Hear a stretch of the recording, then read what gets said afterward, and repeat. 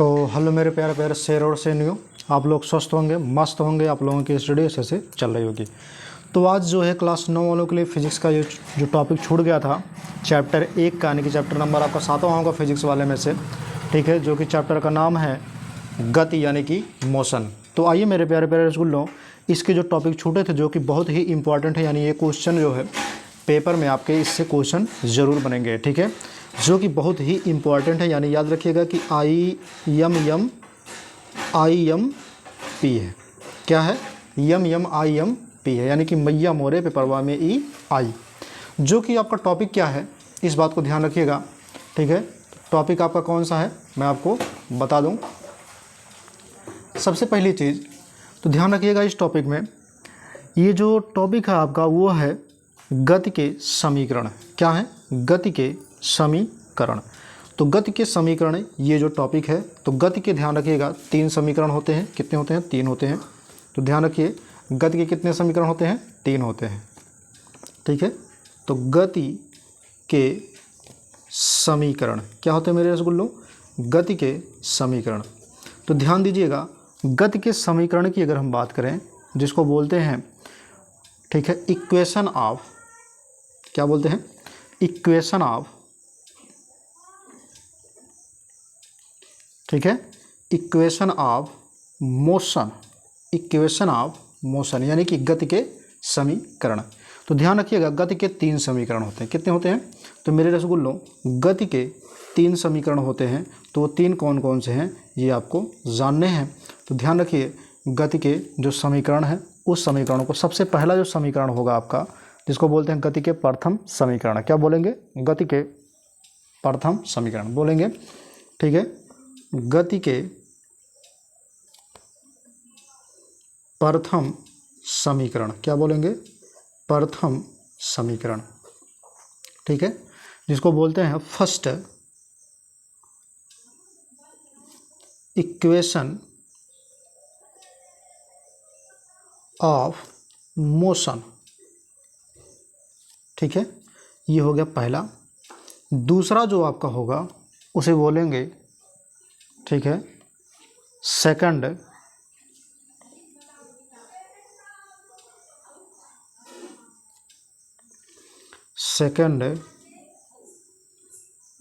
Equation of motion, यानी गति के द्वितीय समीकरण। गति के कितने समीकरण? द्वितीय समीकरण। अब अगर हम तीसरे की बात करें, किसकी बात करें? तीसरे की। तो ध्यान दीजिएगा, इसको बोलते हैं गति के तृतीय समीकरण, यानी कि थर्ड इक्वेशन ऑफ मोशन, ये होता है। तो तीनों समीकरण आप जान गए। अब इसको चलते हैं, हम क्या करते हैं, इसकी अच्छे से, ठीक है, इसकी विवेचना करते हैं और इसके बारे में आराम से हम पढ़ते हैं।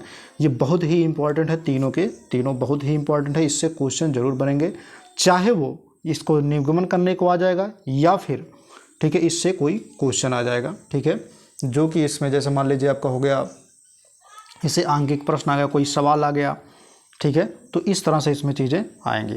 तो चलिए अब हम पहले समीकरण को क्या करते हैं, उत्पत्ति करके हम क्या करते हैं, देख लेते हैं। क्या करके देख लेते हैं? उत्पत्ति करके हम इसको देख लेते हैं, ठीक है, पहले समीकरण को। तो ध्यान रखिएगा, इस समीकरणों में से सबसे पहला समीकरण हम आज पढ़ेंगे, जिसको बोलते हैं प्रथम समीकरण, ठीक है। इसी को हम पढ़ेंगे, यानी कि इसकी हम क्या करेंगे, उत्पत्ति करेंगे। क्या करेंगे? उत्पत्ति करेंगे। तो ध्यान रखिएगा, ये पूछा जाएगा, जैसे जैसे मैं लिख रहा हूँ मेरे रसगुल्लों, वैसे वैसे आप याद कर लीजिएगा। पक्का है ये, इसमें से कोई एक ज़रूर पूछा जाएगा, ठीक है। तो चलिए, इसकी उत्पत्ति की अगर हम बात करें, सबसे पहले तो लिखना क्या है, ध्यान दीजिएगा कि माना एक पिंड है, जैसे मान लीजिए कोई एक पिंड है, पिंड मतलब होता है वस्तु। क्या होता है? वस्तु होता है।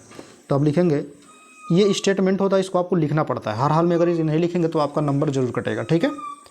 तो एक पिंड है, क्या लिखेंगे आप, माना एक पिंड है जिसका, माना एक पिंड जिसका प्रारंभिक वेग क्या है, प्रारंभिक वेग v है। क्या है मेरे रसगुल्लो, प्रारंभिक वेग v है, v है, जो कि, ठीक है, जो कि धनात्मक समय, क्या होता है, धनात्मक समय बाद बढ़कर v हो जा, सॉरी u हो जाती है, ये u होगा, u हो जाती है, ठीक है। ये स्टेटमेंट आप लिखेंगे।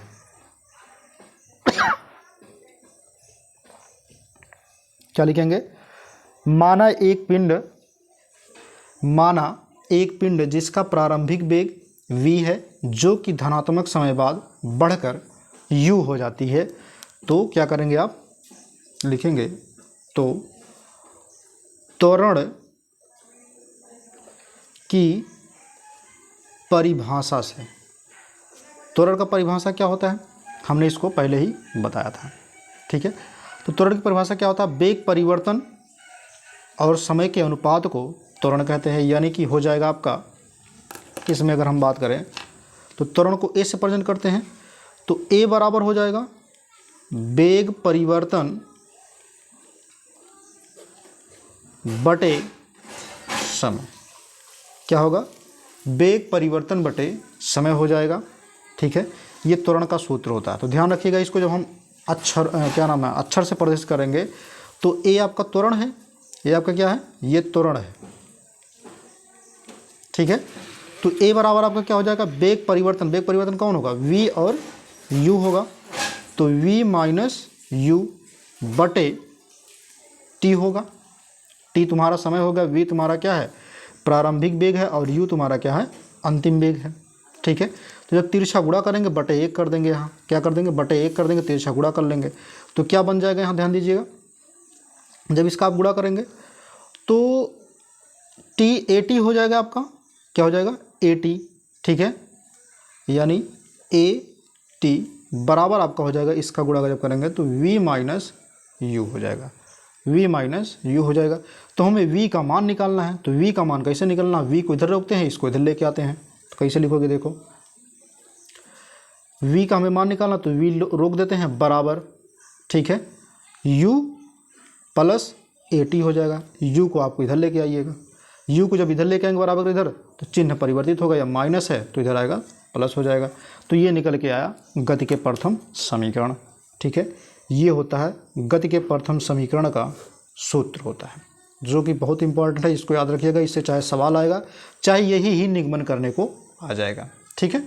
तो मेरे रसगुल्लों, ये उत्पत्ति तो आपने देख लिया, चलते हैं अब हम सेकंड वाले को देखते हैं। किसको देखते हैं, सेकंड वाले को, ठीक है। तो ये रहा पहला। अब उसके बाद बात करें हम सेकंड वाले की, यानी कि यही बात कर लेते हैं, सेकंड इक्वेशन ऑफ मोमेंट, यानी गति के दूसरे समीकरण को। तो गति का दूसरा समीकरण क्या कहता है, ध्यान दीजिएगा, इस पे भी आप क्या लिखेंगे, उत्पत्ति पे लिखेंगे, ठीक है। इसमें भी क्या लिखेंगे आप, उत्पत्ति, ध्यान दीजिएगा, इसमें क्या लिखेंगे आप, उत्पत्ति लिखेंगे। अब उत्पत्ति में क्या लिखा जाता है, स्टेटमेंट लिखा जाता है, जो इसमें लिखा जाता है। जैसे मान लीजिए उसमें आपने लिखा, तो इसमें क्या लिखेंगे, एक पिंड, क्या लिखेंगे, एक पिंड जिसका प्रारंभिक, एक पिंड जिसका प्रारंभिक वेग, जिसका प्रारंभिक वेग u है,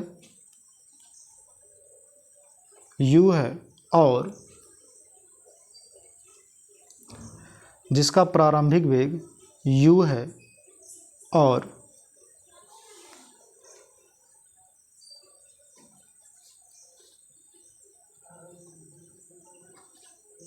एक मिनट ज़रा ध्यान दीजिएगा मेरे रसूलों, इसमें थोड़ा सा एक मिस्टेक हो गया है। ये प्रारंभिक वेग यहाँ पे u होगा, ये u होगा और ये आपका v होगा, ठीक है, ये आपका v होगा, इस बात को याद रखिएगा, ठीक है। अब ध्यान दीजिएगा, ये प्रारंभिक वेग आपका क्या है, u है, u है, और उसमें हर सेकंड में a त्वरण, हर सेकंड में किसकी, a त्वरण की, ठीक है, वृद्धि हो रही हो, हर समय a त्वरण की वृद्धि हो रही हो तथा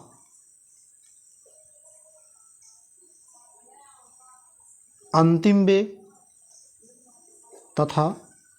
वेग v है और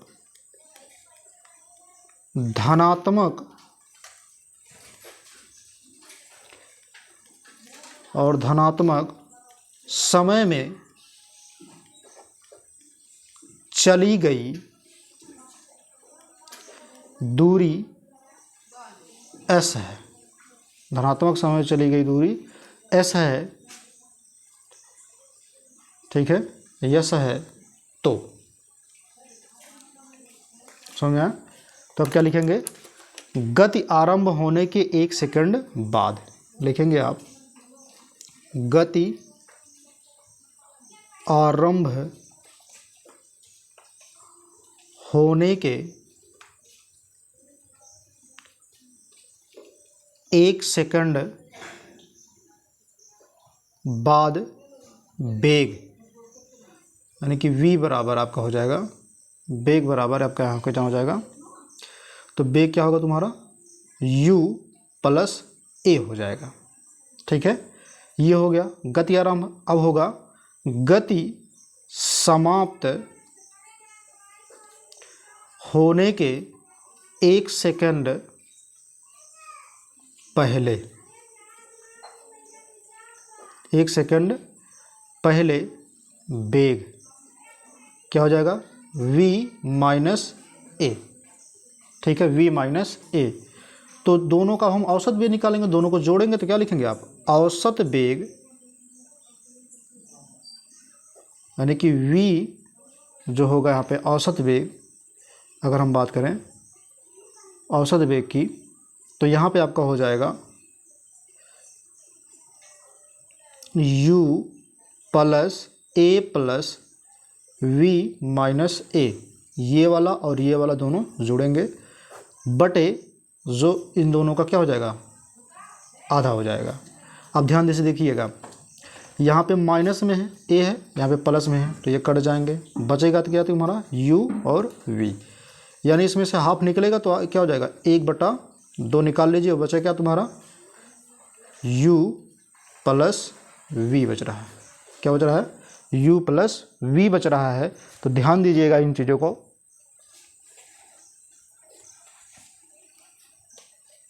जब ये बच रहा है, अब 1 सेकंड में आपने निकाला है, अब निकालेंगे कब, 2 सेकंड में, क्या निकालेंगे, 2 सेकंड में। तो क्या लिखेंगे, लिखेंगे आप गति आरंभ होने के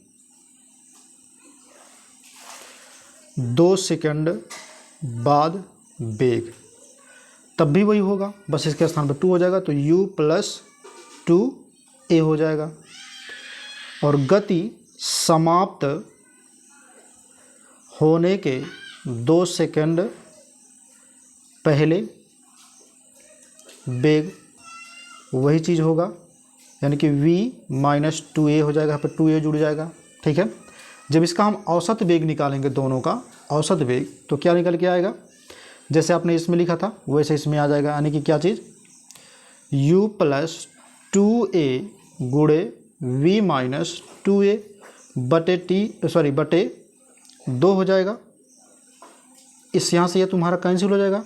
आया तुम्हारा कितना, तो जो निकल के आएगा वो आएगा आपका u प्लस v बटे 2। जब इसमें से हाफ लेंगे तो क्या बचेगा, हाफ u प्लस v बचेगा। ये यहाँ से निकल के आया और यहाँ से ये निकल के आया। तो ध्यान दीजिएगा, यानी कि आप देख पा रहे हैं दोनों कंडीशन में भी वही चीज़ें हो रही हैं। ठीक है, तो चलिए अब हम इसकी दूरी निकालते हैं, जो इसमें दूरी दिया था यानी कि s। तो क्या लिखेंगे आप, आपको पता है कि दूरी बराबर होता है औसत वेग गुणे समय होता है।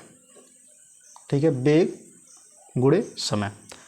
तो दूरी आपने s बताया था, तो s बराबर आपका क्या हो जाएगा, औसत वेग क्या है, दोनों को जोड़ा गया तो वही निकल के आया है, यानी 1/2 u प्लस v निकल के आया। क्या निकल के आया, u, और समय तुम्हारा t है। चलिए अब इसको हम सॉल्व करते हैं। तो s बराबर क्या होता है, हाफ में u प्लस v का मान आपका समीकरण 1 से, समीकरण 1 आप देख पा रहे हैं, समीकरण 1 ये है, v बराबर आपका u प्लस at होता है। तो यहाँ पे लिखेंगे आप v के स्थान पे u प्लस a t गुणे t होता है। तो यहाँ पे लिख देंगे आप समीकरण 1 से v का मान रखने पर। ठीक है, तो v का मान आपने रखा है। अब ध्यान देना, यहाँ पे भी u है, यहाँ पे भी u है, तो u होगा, जुड़ जाएगा, तो क्या हो जाएगा आपका s बराबर क्या होगा, s बराबर आपका हो जाएगा हाफ 2u प्लस हो जाएगा यहाँ पे a t, और यहाँ से ये t है तुम्हारा अंदर गुणा होगा अब की बार, तो 2u है। अब s बराबर आपका क्या हो जाएगा, s बराबर हाफ से हाफ तुम्हारा यहाँ पे अगर काटना चाहो काट दो, नहीं तो फिर रहने दो। देखो यहाँ पे ये जो यहाँ पे लिखा है 2, दोनों तरफ क्या हो जाएगा, इस तरफ भी वही गुणा होगा, इसका भी बटे होगा 2, इसका भी बटे 2 होगा। तो यहाँ पे t से यहाँ पे कर लीजिए, तो हाफ 2u प्लस at का स्क्वायर हो जाएगा, at का स्क्वायर, अब की बार t अंदर कर लिया हमने। जब इसको हमने स्क्वायर कर दिया तो ध्यान दीजिएगा इन चीज़ों को। ठीक है, तो ये स्क्वायर हो गया। अब हम क्या करते हैं, इन सभी को, ठीक है, अब क्या करेंगे, जो ये चीज़ है दोनों में हाफ हाफ ले लेते हैं। ठीक है, यहाँ पर भी 2u है, अब ये t यहाँ पर भी आ जाएगा, इसमें भी गुणा होगा ना t यहाँ पर भी हो जाएगा। तो इस वाले हाफ को इसके साथ, इस वाले हाफ के साथ इसको साथ ले लेते हैं।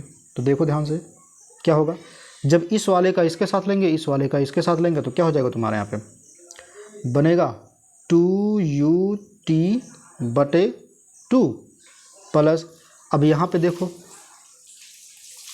क्या हो जाएगा, at का स्क्वायर बटे 2 हो जाएगा। ठीक है, at का स्क्वायर बटे 2, तो यहाँ से ये कट जाएगा तुम्हारा।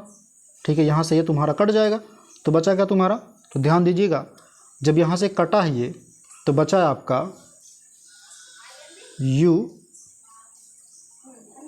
t प्लस at, स्क्वायर में है, स्क्वायर रहने दीजिए, हाफ को निकाल लीजिए, तो कितना हो जाएगा 1/2 हो जाएगा।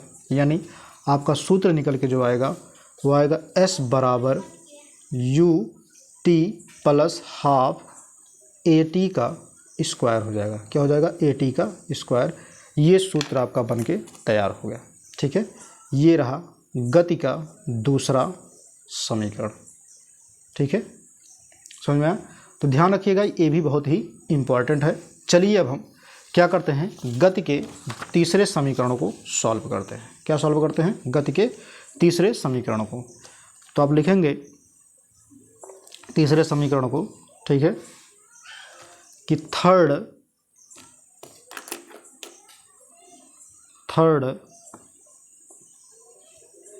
इक्वेशन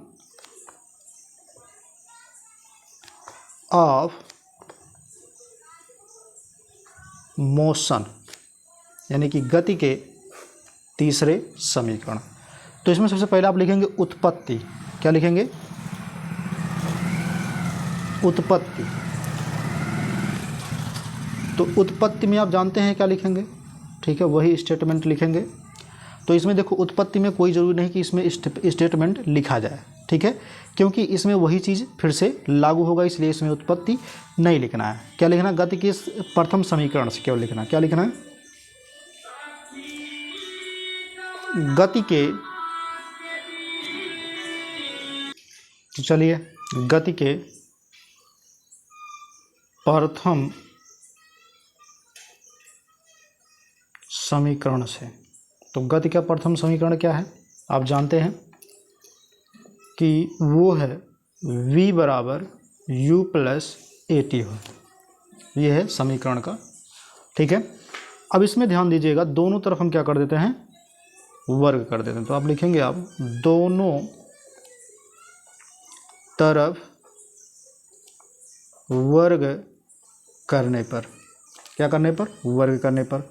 तो वर्ग करते हैं, तो v का वर्ग plus u plus A T का वर्ग। अब ये तुम्हारा सूत्र से खुलेगा, कौन सा? a प्लस बी के होल स्क्वायर से, जिसको कहते हैं a square plus B square plus 2a b वाले से खुलेगा। तो चलो खोलते हैं इसको।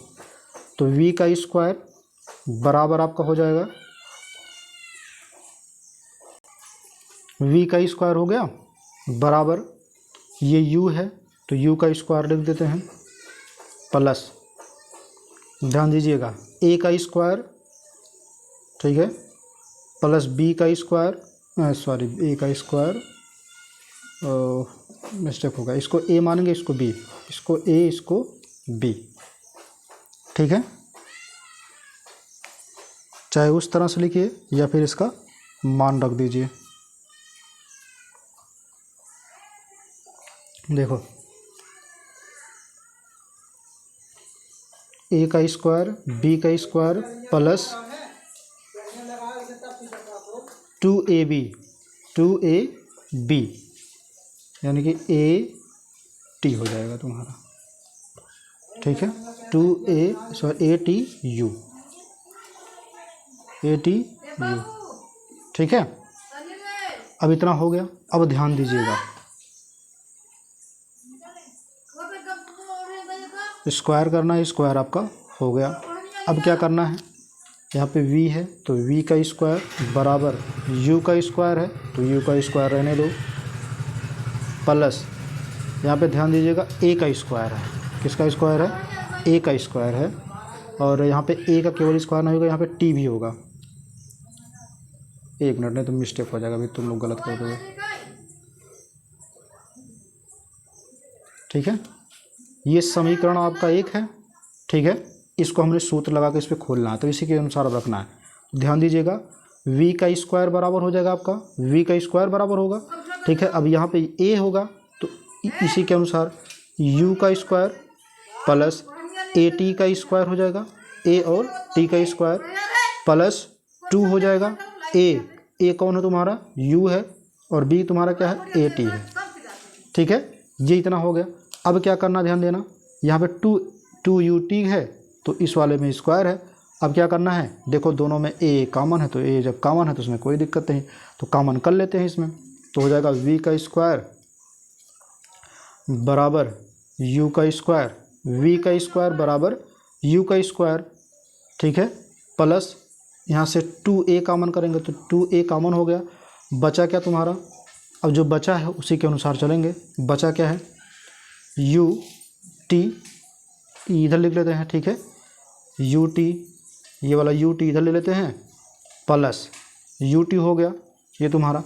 उसके बाद ध्यान देना है, यहाँ से जब आपने 2 निकाला है तो हाफ बचेगा, यहाँ पे क्या बचेगा? हाफ बचेगा। अब यहाँ पे आप ए टी भी लिख सकते हो। क्या लिख सकते हो? A T. तो ए टी का स्क्वायर हो जाएगा, 2 है ऑलरेडी तो हाफ इसको मान लेते हैं, हाफ हाफ निकालेंगे, इधर से भी हाफ इधर से भी हाफ, तो हाफ ए टी हो गया।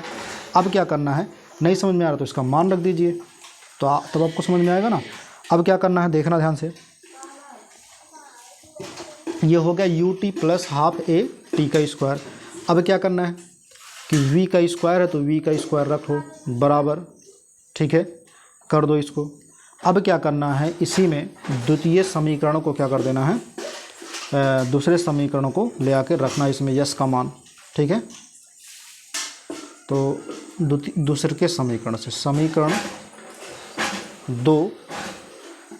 दो में रखने पर, समीकरण 2 में रखने पर, ठीक है, v का मान, जब v का मान समीकरण 2 में रखोगे, समीकरण 2 का मान, समीकरण 2 कौन सा था, तो समीकरण जो 2 था उसका सूत्र क्या था, s बराबर था U T plus half A T का स्क्वायर था, यही था। तो इसी के अनुसार हम रखेंगे। तो देखिए u का स्क्वायर प्लस, इसको रहने देते हैं, u का स्क्वायर प्लस, ठीक है। अब हम 2ut plus half A T का स्क्वायर, यही वाला है, तो इसको हम यस लिख सकते हैं कि नहीं, इस वाले को हम यस लिख सकते हैं, तो यस हमने लिख दिया। तो क्या हो जाएगा तुम्हारा, यहाँ पे जब हमने एस लिखा है तो ध्यान रखिए यहाँ पे 2a है, 2a को लिखेंगे तो क्या हो जाएगा तुम्हारा, v का स्क्वायर बराबर आपका हो जाएगा u का स्क्वायर प्लस 2as। ये हो गया आपका सूत्र बन के तैयार, ठीक है। तो ये है तुम्हारे गति का तृतीय समीकरण, ठीक है। अब चलिए इसी के आधार पर हम लोग एक सवाल सॉल्व करते हैं, गति के प्रथम समीकरण और दूसरे समीकरण को मिला करके, जो कि हमने नीचे यहाँ पे लिखा है। देखिए आप सवाल देख पा रहे होंगे, लिखा है कोई कार्य एक समान रूप से त्वरित होता है, यानी कि त्वरित मतलब वो चलता है, त्वरित होकर 5 सेकंड में, जब चलता है तो 5 सेकंड में 18 किमी घंटा इनवर्स से, ठीक है, 18 घंटा इनवर्स से चलता है, किमी घंटा इनवर्स से 36 किमी घंटा इनवर्स की गति प्राप्ति करती है। ज्ञात कीजिए कि त्वरण ज्ञात करना है, उतने समय में कार्य के द्वारा तय की गई दूरी भी ज्ञात करना है और त्वरण भी ज्ञात करना है, यानी कि ए भी हमको ज्ञात करना है और एस भी हमको ज्ञात करना है। तो ध्यान दीजिएगा, सबसे पहले जो इसमें हल करना है आपको, ठीक है, इस क्वेश्चन को जो दिया हो उसको पहले आप लिख लो। इसमें कहा है 5 सेकंड टाइम दिया है, यानी कि टी बराबर आपको दिया है 5 सेकंड दिया है, क्या दिया है, 5 सेकंड दिया है। अब इसमें प्रारंभिक वेग भी दिया है, ठीक है, कहा 18, यानी कि क्या हो जाएगा तुम्हारा u, तो u बराबर आपका कितना हो जाएगा 18, ठीक है। किमी, ठीक है, हावर्स इनवर्स, क्लियर हुआ, हावर्स इनवर्स हो गया। अब यहाँ पे बात किया, ध्यान रखिएगा, इसको हमको चेंज करना है, मीटर में चेंज करना है, तो मीटर और सेकंड में चेंज करना है। चाहे तो आप 5/18 से गुणा कर दीजिए, चाहे आप वैसे कर लीजिए। तो जब 5/18 से गुणा करेंगे तो 18 ही है ऑलरेडी, तो क्या करेंगे आप 18 गुणे 5/18 से गुणा किया जाता है, तब जब हमें इसे मीटर सेकंड में बनाना है तब। जब इससे हम गुणा करेंगे तो 18 से 18 तुम्हारा कैंसिल हो जाएगा, बचेगा तुम्हारा कितना 5, क्या बचेगा 5 बचेगा, तो 5 मीटर सेकंड